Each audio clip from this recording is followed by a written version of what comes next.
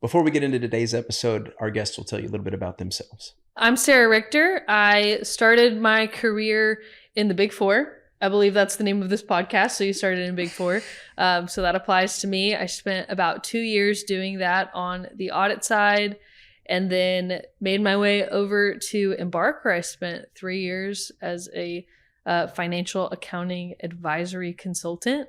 That is a mouthful. And then have spent the last couple of years primarily focused on people development and thinking through how we can care for people by giving them opportunities to thrive in their careers. I'm Ben Nathanson. I've spent about a decade in professional services. At this point, I started my career in Big Four as well.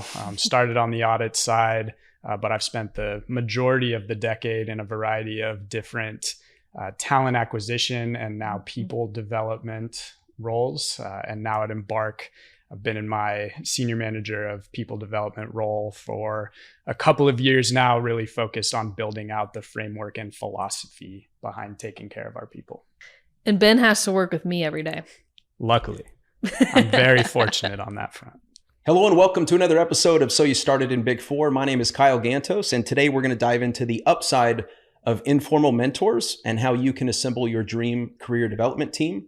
I'm joined by two people who have a wealth of experience on the learning and development side in the professional services space. Two people who spend at least 90% of their time, sleepless nights, ideas, and finding better ways to help people get to their next level. And who have, I think, will have some really incredible perspective for us today. So looking forward to diving into this, and let's jump right into it. Sarah Richter, Ben Nathanson, my question for both of you is, what are the limitations of relying solely on formal professional development? Where do you begin? I mean, I think if you're only relying on formal relationships, you're missing out on so many different people. You're pigeonholing yourself into potentially one or two assigned individuals as opposed to a wealth of people that exist around you in your environment and even in places outside of your environment. Like, we'll probably get into it more, but mentors can exist on YouTube. It can be just a person you admire from afar who you happen to go to church with or play basketball with, and you just want to get to know more. So I think by not looking for kind of these informal relationships, you're just limiting yourself.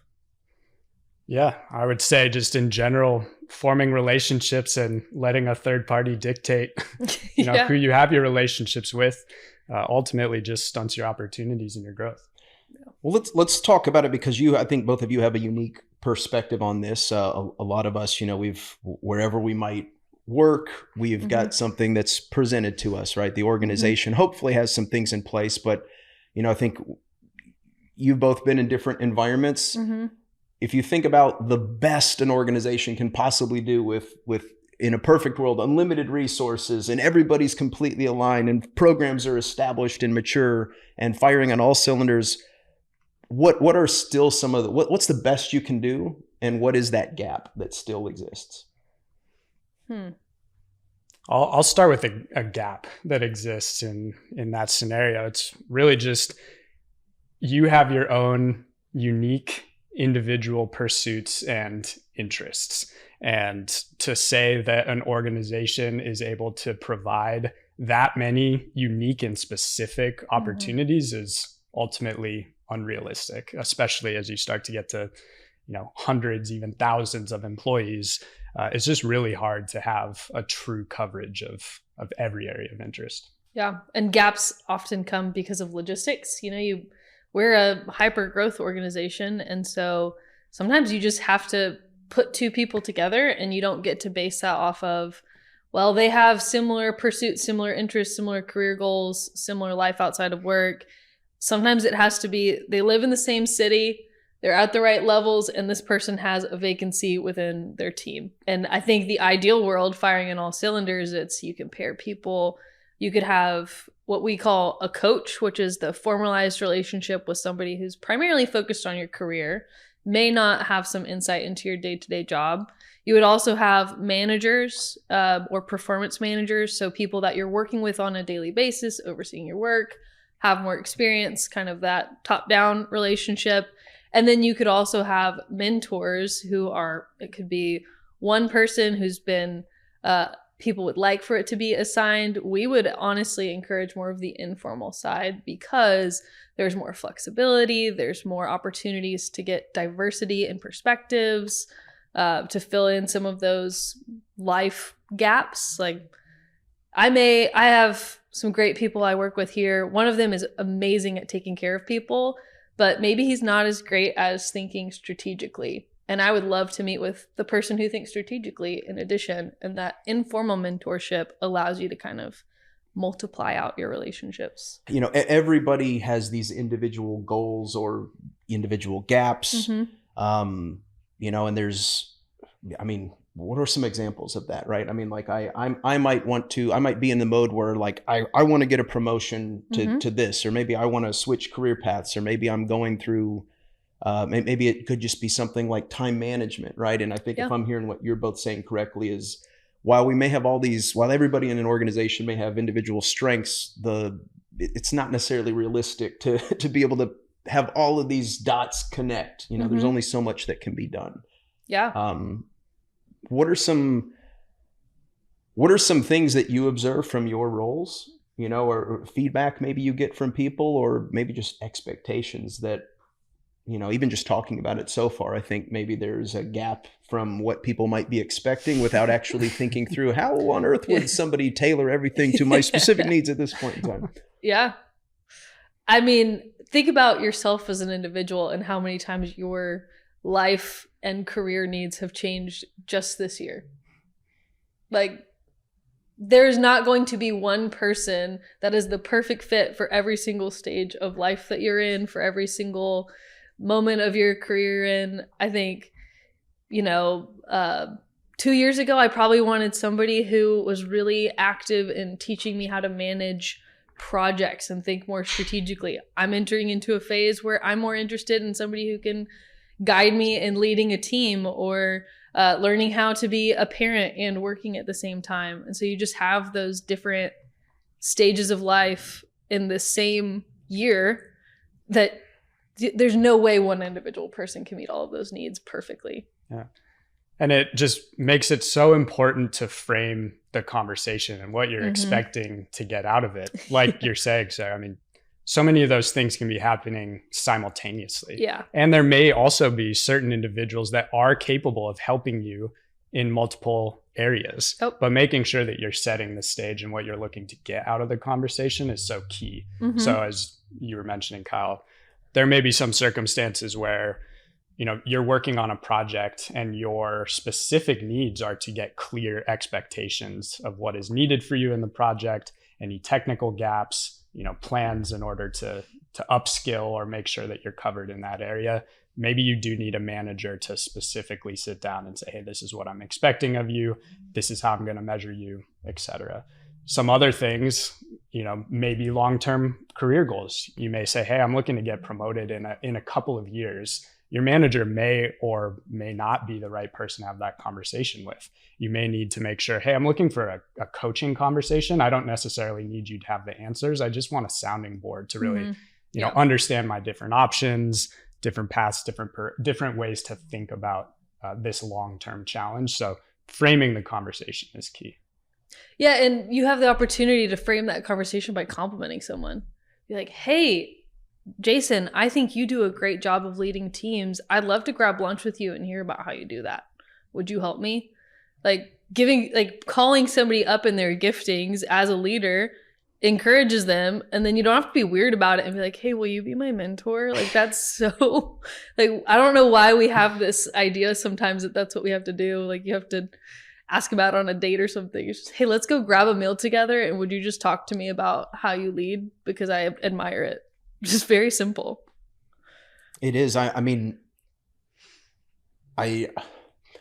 curious to look at it on the other side, because I think it's really easy to have these expectations, and then, you know, even as an employee, maybe you feel like in some capacity you're getting let down. But I think we have there's kind of two sides of this. And you mentioned, like, even in the last 12 months, what are all the different changes that you, as an individual, we've gone through? I would be curious, like, you two are incredibly passionate and talented at what you do. If you just look at it from an organizational lens, like you've got all these data points coming to you. I mean, I know you do surveys internally to try to get information. You're constantly talking to people. And then I imagine you go through some sort of like prioritization of like what can we implement over the next quarter or the next year? But there's limits within that. Can you bring us into your world just for a second to kind of appreciate, like, you're looking at it on a macro level, but you still have to start somewhere. Yeah. So like, how does that process work from your day-to-day lenses? Yeah. Mentorship specifically, or just development as a whole? More on like the development side, because I want people to appreciate how much can be done on that side so that we can then work to how somebody can fill their own gaps. Right. Yeah. I mean, we had quite a few gaps to fill in. The giant context of development would probably take a full podcast to dive into, but just a few of the facets that we've thought about this year is learning. That can take the form of formalized education, resources, stuff like that. You have feedback, you have expectation setting, which Ben is the king of expectations, just making sure that those are really clear. You have the promotion process. We have coaching involved in that. You have the environment that you're operating in and making sure that that environment is conducive to growth. You have your mindset that's really important we want people to have a growth mindset while they're here. I'm pretty sure we've had an episode on that even, or we've definitely touched on it in prior podcasts, but you can't have a fixed mindset and continue to grow in your career. You have to have a growth mindset. And so finding ways to cultivate that. Did I miss anything, Ben? I think that's a great overview of the framework, and also just understanding that our lens, zooms into the very granular core of an individual, like what makes them tick, what's important to them, how each individual is being cared for, and really making sure that we have coverage of that as an organization as we expand into hundreds and thousands of people. And also making sure that we are creating a genuine relationship, which comes with expectations from both sides. So making sure that it is clear, hey, this is the goal of the organization. This is what it's going to take in order to get there. And this is what we expect of you, so that, people can willingly and hopefully enthusiastically come to work every day with a clear vision. So, and that's just on an individual level. So then expand that out to teams of teams, to the entire organization. The scope of the conversation can change very quickly. Yeah, you're trying to provide individualized development at an organizational level. So there's a lot of nuances in there. We talk about required versus inspired and finding the balance between the two. Like, there are things that are required to be successful in your job that you have to have as a baseline, but we also want to leave room for the customization and inspiration of each individual where their unique needs are. And believe it or not, it's actually pretty tough. I mean, there's a lot of moving parts you've just gone over. And that's probably like 8 podcasts. But and that's just at our organization. There are plenty of other organizations that you could just expand it out exponentially. There's a couple things that I'm hearing, which is, having, and it's constantly evolving, but having our own goals. And you talked about the importance of a growth mindset. I think, the opposite of that is kind of the siloed mindset, which I think it can also be incredibly dangerous. An example being somebody who's maybe really, really gifted at operations, for example, and they're a top performer within their organization, but to the extent with which their world is, operating within what they already know, then they're not necessarily growing or getting to another level or seeing a different way to do things. And that can be dangerous for that person, or limiting, we'll say. Or maybe another way to say that would just be there's opportunities that might be there that they're not, we don't know what we don't know. But I think to the extent with which we can control things, it sounds like a good place to start before we get into like the how to go develop these informal mentors. Yeah.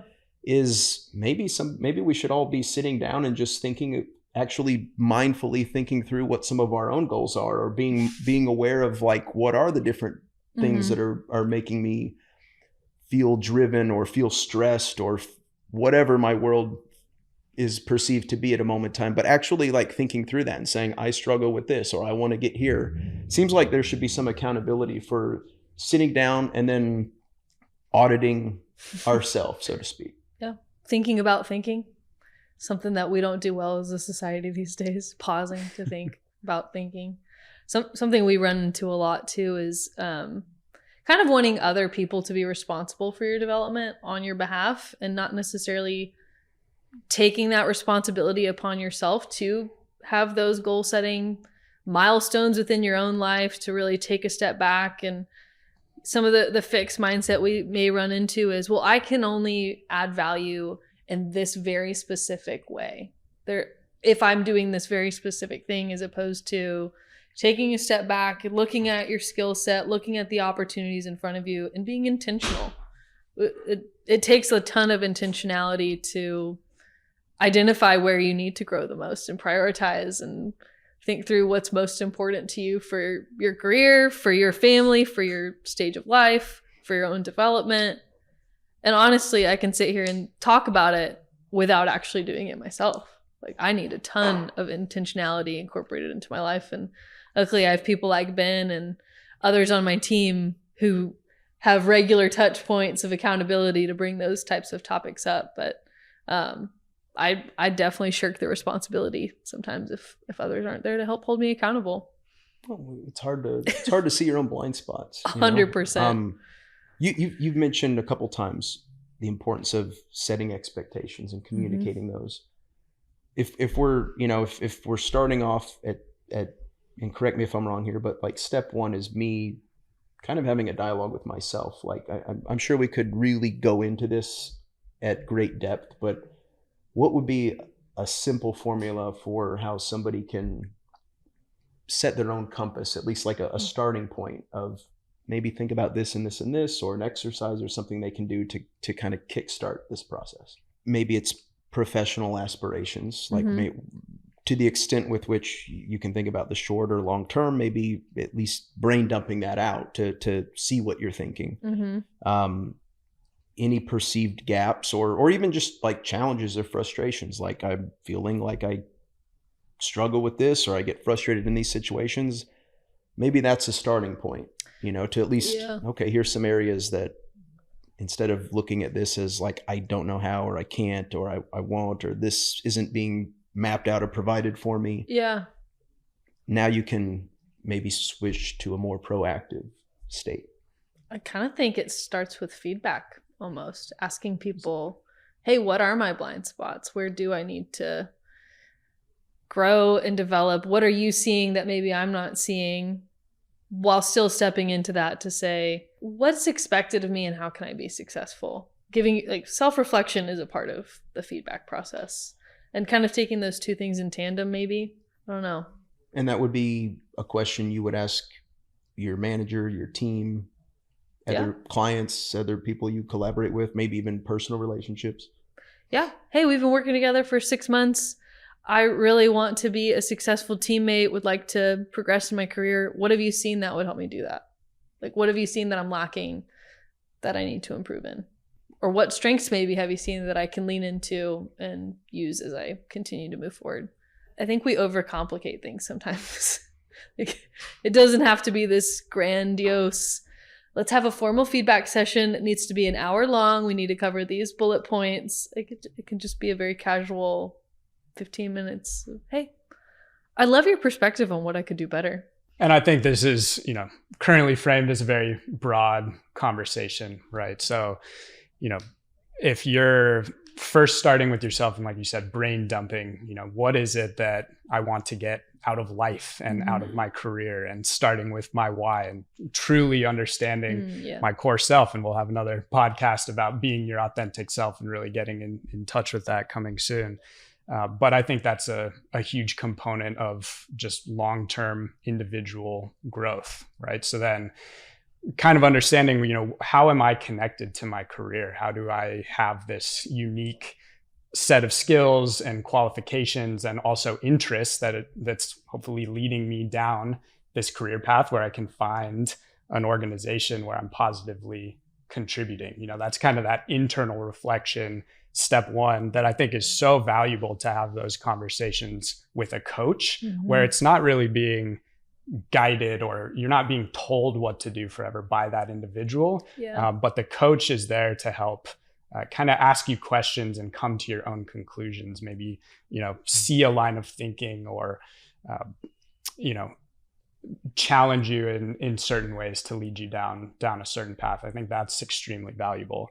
But then once you do, hopefully find an organization, you are motivated, you're getting settled in, expectations, become huge from a manager standpoint to really say, okay, you're here. We have this objective as an organization, as a team, to carry out this value proposition that we have for our clients. And that takes on a different shape, right? It might be less led by you as an individual and really needing to have kind of that direction and guidance and expectation setting from an external party to make sure that you're living up to that, and, finding ways that you can go above and beyond or give those creative solutions or push yourself in certain ways. But that's kind of that give and take relationship that it really does depend on the setting and why expectations are so key. Yeah. And Ben asked this question to somebody we were talking to just the other day. I think it's important. You can almost develop some of your own expectations by looking around at people who are a few years ahead of you and trying to, bringing us back full circle to mentorship, trying to find somebody who you want to be like one day. Like, oh, I look at that person over there. I see the way they lead teams. I see the way that the path that their career has taken. I want to do that someday. And maybe it's multiple people and you grab different elements from different people. But I do think there's a ton of value in, I see how he or she is living their life. I want my career to look like that. And there you can just take in some data through observing people that you admire. So we've got, being mindful of just where you're at, where you maybe want to go. What are some of your challenges or perceived gaps? We've also got, these managerial relationships, people who are maybe setting out goals and even from a coaching standpoint and guiding us there, but there's still potentially going to be some gaps. And so the importance of developing kind of these mentor relationships, informal mentors, there's lots of different ways to do this. Let's maybe get into that a little bit. What are some of the options on the menu? And then is there a step-by-step process? And maybe it's one step, super simple, but what are some things people can do? So a couple of options just when it comes to mentorship. I mean, just look at your immediate circles, right? Who are the people that you admire, that you already have relationships in one way or another? Be that through, your personal circles, the circles of your organization. That's a great place to start. And then kind of leaning on different levels of connection, right? So who else is connected? Who are those second and third degree connections that it makes sense to really just ask and be vulnerable and say, hey, are you willing to make an introduction? This is the particular reason why I'm interested in connecting with this individual. That's always a great route to go. But also just doing your own exploration and not necessarily always having to have that personal introduction in order to be inspired by people. I think we live in this new age where a lot of people's voices are out there to be heard. And potentially inspiring if you go searching for it. So it goes kind of back to that internal reflection. What are you really looking for to get out of that relationship with people? And there are a lot of different avenues in order to get that inspiration. I think something to double down on from what you said, Ben, is the specificity. Having a clear, again, it's the expectations, but having a clear purpose in why you want to meet with somebody. A very open-ended, never know when it's going to end, like, hey, let's just hang out forever kind of thing. Like, that's a big commitment for a mentor to take on. And so empathizing with the person you're asking to meet with you to say, hey, I would like to learn how to do better at client education when it comes to selling services. You do this very well. Would you meet with me 3 times to talk me through it? And just being very specific, having clear expectations set out. Because I think it's the open-ended nature and putting pressure on a mentor to figure out what they're supposed to talk to you about. That's almost unfair to that person to kind of shift the expectations onto them, but to say, no, I have a very clear purpose in why I want to talk to you and would just love the opportunity to meet with you a few times. I think that can help take something that might feel big and scary and make it a little bit more manageable. Where do you think this, you mentioned kind of, I'll characterize it as first degree, second degree, or we'll go LinkedIn style. And we got third degree as well, right? So, but, first degree, I think there is a certain comfort level, and I would, maybe somebody has some apprehension there, but I would think that more often than not, it's the second and third degree. Where do you think this hesitation to reach out to somebody, or well, if I can't get Ben to introduce me to Sarah, I'm just going to kind of push that one to the side? Where do you think that comes from? Is that just, rooted in like fear of rejection? Fear of rejection. Yeah. Like, why don't guys ask girls out on dates? Fear of rejection. It's just a scary thing to be vulnerable. What I have found interesting, though, is how easy it is to actually reach out to a complete stranger. Yep. And if you have a little bit of that intentionality and like a specific ask, I think that there's this assumption that maybe this person is more successful or they're too busy or they but it's interesting. There's this phenomena that I've practiced and tested and observed for myself, which is I think that there's a lot of people out there who are more than happy to give something back because they maybe see a little bit of themselves. They see somebody who's hungry. They see somebody. And so while they're volunteering some of their time and you can help them target that to where it's very specific, a lot of them are more than happy to. And you'd be surprised at some of the people who, like, maybe on paper, they should have no time for you, right? And maybe there's people who have rejected you. But I found that some of the people who do volunteer their time are wildly successful, and there's tons to learn from it. It's just a matter of getting over that fear of reaching out and just asking for it. And reminding yourself that the worst consequence is the word no. It seems scary in the moment, but ultimately it's far more beneficial, the potential value add that they may bring to your life.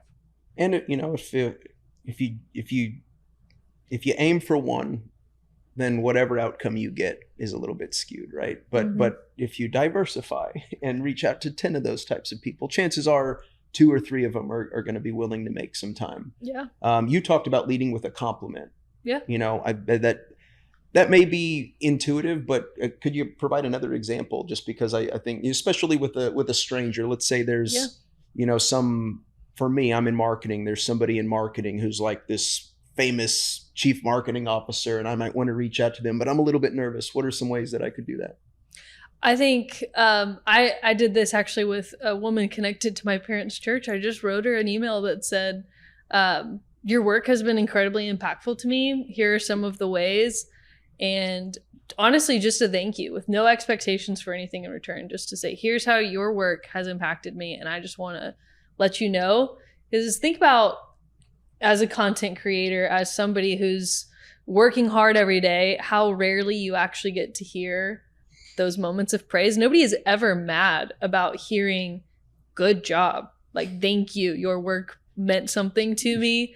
And so the worst thing that can happen is that they're like, okay, cool, and don't extend any type of, any relationship beyond that. But I think leading with any form of genuine compliments about what you've observed in somebody is never a bad thing. How often do you give a compliment about someone to someone else and not to that person? Like, just give the person the compliment to their face. Tell them what you appreciate about them, what you've noticed in them. Like, encouraging people is so fun. It's fun to receive it, but it's even more fun to give it. And so the worst thing that can happen is you made somebody's day a little brighter by giving them a compliment about what you admire in them. It's fun. You mentioned, just kind of the day and age we live in. There's, it's very easy to let outside noise kind of make you feel like you're inadequate or that you're not keeping up or whatever it may be. But I really do think that worst case is you make somebody's day. Yep. And we all have a negativity bias. It's like a survival instinct. It's actually built into us, and it takes 3 positive things to outweigh 1 negative thing. And when you have close relationships, like close friends, family, it's actually 5-to-1 relationship where you have to have 5 positive interactions to outweigh the 1 negative thing. So you need 3 times more compliments than negative feedback. We don't get that. Wow. The negative voice is far louder in our heads than the positive voices. That's definitely true for me. I wish I knew why. I don't know. It would be nice to rewire. It's so that you can survive when a bear is attacking, The negativity bias is a survival mechanism. I'll present another scenario. We talked a little bit earlier about like siloed thinking. Mm-hmm. And, just as a couple habits that, people could be mindfully developing is even if it's just once per month is maybe reaching out to somebody who does what you do, but who's at a different organization, or maybe reaching out to somebody who does something completely different than what you do. If nothing else, just to kind of get inspiration of different approaches. And I think of the example I think of is I remember the first time I went into I was in San Francisco. I walked into a sushi restaurant and I saw like the little conveyor belt. And I was like, this is so simple, right? It's taking 2 things that I'm familiar with, sushi and then the airport luggage carousel. And it's like, that's a brilliant idea, but it's like 2 separate worlds colliding and simple, but there's something there to be able to learn from somebody and just, well, that's interesting. You're in learning and development and you have a really effective approach towards communication and setting an expectation with somebody and brokering a closer connection and better collaborations with people. Well, that's absolutely something that would help me be a better marketer, help me feel more connected with my team, and help me get to my next level. Mm-hmm. But I may not uncover that if I don't, show a little bit of curiosity. Yeah. I think it's so important to just ask yourself a simple question of, is there a different way to think about this? Mm-hmm. You can do that on your own, honestly, but sometimes it's difficult to come up with the answer to that question. And sometimes it is helpful to engage other people in the same or a similar type of field or completely different field, honestly, just to get a different perspective. But is there another way to think about this? Just any of those probing questions to help kind of unlock a new way of thinking. And I think it doesn't have to be a one-on-one relationship either. Even as we're talking, seminars are a great place to you may walk away with a new connection that is more one-to-one, but getting those outside perspectives, listening to various podcasts. We were talking before this about, I would maybe consider Simon Sinek a mentor, even though he wouldn't consider me a mentee. He's never talked to me directly, but I've listened to a lot of information he's put out into the world and have had so much value come from that. And so there's a lot of creative ways that we can think about mentorship that don't just have to be sitting across the table from someone, even though there is still a ton of value in that type of relationship. But I do have a business idea. I'm thinking we need to get Match.com to make like a mentors.com, like make an app out there, swipe right if you're a good fit, swipe left if it's a no. Somebody take that and run it. I don't want to do it myself, but $1 million idea. I love it. Yeah. Well, you could have a whole rating feed. Your brain is going. 4.8 star. Like, I need to show me 4.8 and higher stars within my industry. Yeah, but in that, like on a serious note, I think there are 2 sides to mentorship. We should all be looking for mentors, but we should also all be looking for people to mentor. Sometimes I think there's a sense of humility that is great. I love humility, but it might get in the way of us confidently stepping up to guide and lead other people when you have a lot of valuable experience to bring to others. So that's kind of the other side of the coin. Give me an example of that, right? Because I'm thinking of through the lens of maybe a manager, but are you referring to that or other situations? Honestly, I think we've probably all had the moment where you see somebody who's a few years behind you in their career and you're like, oh, they remind me of me. And why wouldn't you just say, hey, you remind me of me. Do you want to get lunch sometime? Like, let's talk. Let's see if you actually are like me and maybe I can help you avoid a few mistakes that I made. Another part of that is just being open and vulnerable, right? Mm-hmm.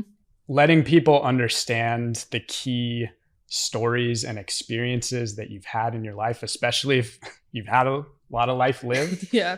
Because that's what forms that genuine interest, right? That's so important in a mentor relationship. Trying to force your own experiences onto people can, come with its own complications, and saying you should want to follow in my footsteps, right? There has to be the genuine curiosity, which is something we run up on a lot when we get suggestions of having a formal mentor program. Part of what's so difficult in that is that there needs to be the inspiration for one reason or another from the individual seeking it, right? It can't just be handed out and expected to be followed. Yeah. That's a good point. I've definitely struggled with that. Like my default is to, let me give you my advice, right? And, and I've noticed that, and being on both sides of that until I'm looking for the advice, and for me, sometimes because I'm a really stubborn person, until I failed 12 times, only then does the light bulb go off and go, maybe I ought to look for another solution from somebody and stop making these banging my head into a wall mistakes. But but it's so true, right? It's until there's that desire to say, I want to get to that place. So here I have a question for you. As like, how do you? Let's say you do observe somebody and you're like, this person reminds me of me 5 years ago, right? Clearly, there's some danger in just reaching out and saying, I think you should do this and this and this. But what would be a way to do that? What would be a more constructive way to do that? I think you can still start by establishing a relationship with that individual, right? So I think this is a nice transition into the idea of reverse mentorship in that particular example as well. So someone who's, in a leadership position, maybe has significantly more experience, but sees something in someone else with less experience and saying, hey, I'm just interested in your current experience in the workforce, and I know you only have a couple years of experience. I'd love to hear how that's going. I was at that stage in my career at one point. I'm curious how it's changed. What's similar? Are you going, framing it more as a curiosity than, hey, I can tell you how to do this. I'd love to learn more about your experience and approach it that way, almost more of a learning from the individual with more experience than a dissemination of inspiration. It sounds more like you care about me as opposed to you're trying to control me or tell me the way it should be. Yeah. Unsolicited advice is often received as criticism. Not. There's I think the importance is establishing a relationship. If they desire to learn from you, great. There is always something to be learned from others. Ben is so good about always thinking through that lens of what can I learn from this person today? Just being very curious about their life and asking open-ended questions. Ben likes to ask people, what's going on in your world? And it throws them off. They're like, that's such a broad question. And it's awesome. It always gets good responses. You just did that to me a little while ago. Yeah. And I noticed, I offered up something, Where do you think you get that from? Is that something that just that's kind of how you've always been wired? Or was there somebody who kind of helped you develop that mindset or practice that habit? That's a great question. I think it just comes from a genuine curiosity and a lack of genuine response when I've asked, how are you doing? Right? We get the typical, I know you've talked about this on previous podcasts, but the general fine or okay. And it doesn't necessarily give much room, but just switching up the construct of the question sometimes and what's happening in your world and being purposefully broad sometimes does get significantly different responses, like the one that you gave me, which does open up the door to hopefully build a more genuine relationship. I mean, so this would be a great example of observing somebody to have a strength or a different approach than myself and seeing how effective that can be. And even in this case, it's something so simple as like, I'm not aware of my blind spot and how maybe like deep down, I really do care, right? I think that actually causes a lot of problems. It's like this, I care, but I can't figure out how to convey that in the right way. But then learning from somebody, whether it be an observation of just, dang, I notice how Ben always gets these conversations started, or he gets way better answers and I'm getting like the, okay, and so even just the observation, being around different types of people, I think is, like you said earlier, is a form of mentorship in a different way, but also then taking it to the next level and maybe reaching out if I don't have a relationship and just, hey, Ben, I've noticed that you just have a way of connecting with people. And I every time I see you talking to somebody, they seem excited to share information, and then I'm listening and learning from it. Like, you think you could spare a few moments and we could grab lunch sometime? I'd love to pick your brain on a few things. Looking forward to that. Yeah, thank you. See, it just happened right there. I would 100% say I've been mentored by Ben just by proximity, like picking up on, I've become a more curious person by getting to work with Ben. So there's definitely something to the proximity of getting to work with people like that and keeping an open mind to pay attention to the things in others that you want to emulate. Because they say more is caught than taught.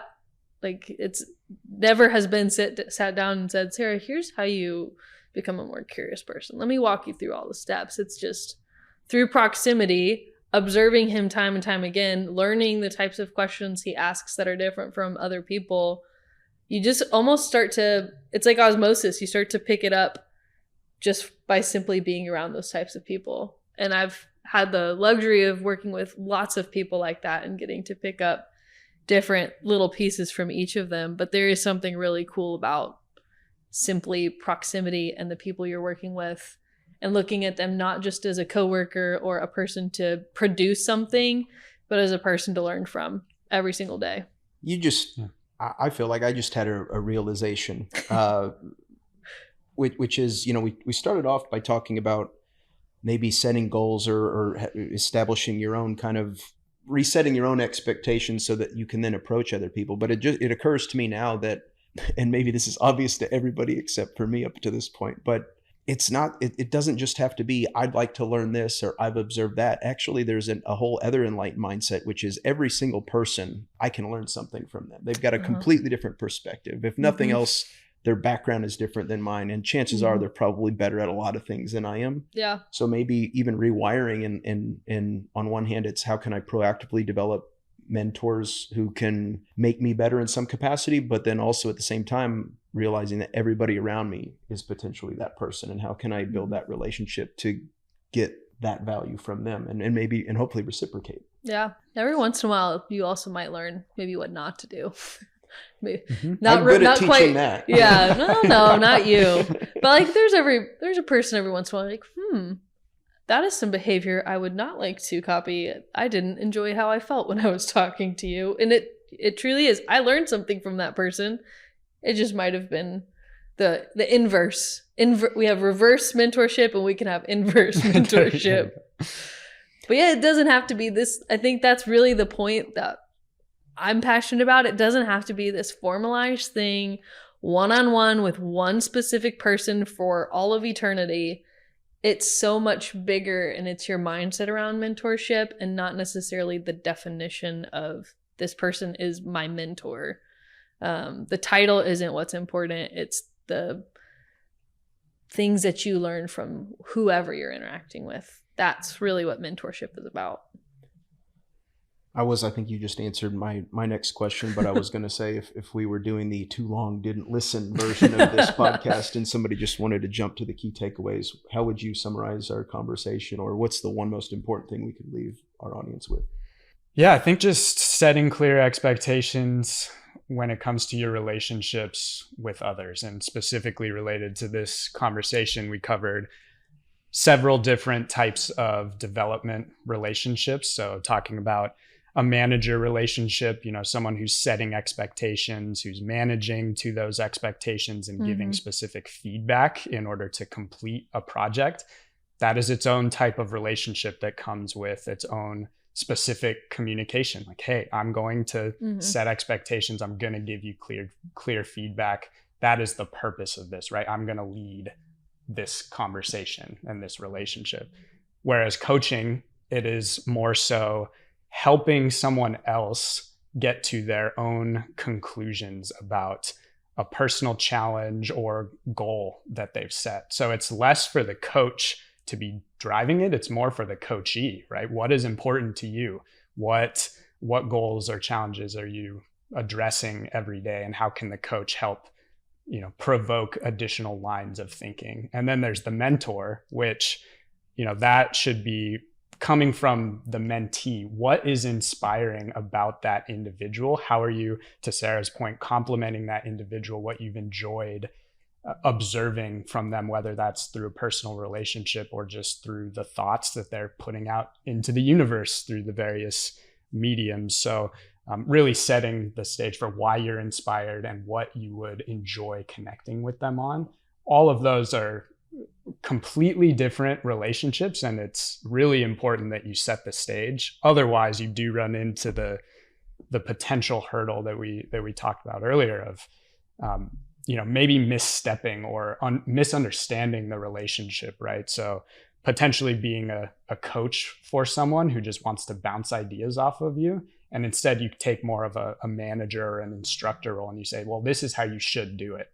Yeah. And that can kind of deflate the motivation behind the conversation. Like, I was really hoping that you'd help guide me, not tell me exactly what to do. So just setting clear expectations and communicating your desires is really important. Any final points to add to that? I think that was awesome. I think I just reiterate, it starts with a mindset that's willing to think creatively about things and not get pigeonholed by certain definitions, and to look for mentors in any place you can find them, because they're not, it's not the person you're getting coffee with at 6 a.m. every week. It can be, but it doesn't just have to be that person. Yeah, and I mean, my takeaway is that there's, whatever ambition we might have or whatever challenge we might be experiencing, there's a mentor for that. And on the Future Mentor Network, you'll be able to maybe find it easier, but there's nothing stopping any of us right now other than ourselves or whatever our limiting mindset or beliefs or fears might be. And so whether you want to become, a better coach, I mean, just listening to you talk about coach has actually challenged me to rethink all of that. Or improve my work-life balance, become a better partner, or streamline operations for a company, whatever it might be. Yeah. I can have a mentor for all of those things, or find mentors through other relationships I have, and just continue to get better. Mm-hmm. So great discussion. Appreciate both of you. I literally shared what I was learning as we were going through it. I learned honestly, a lot from same. I was learning a lot as we were going too. But I really do appreciate. It's clear that you both have a passion for this, and it's been a pleasure to observe both of you. And thank you so much for your time and insights. Thanks for having us. Thank you.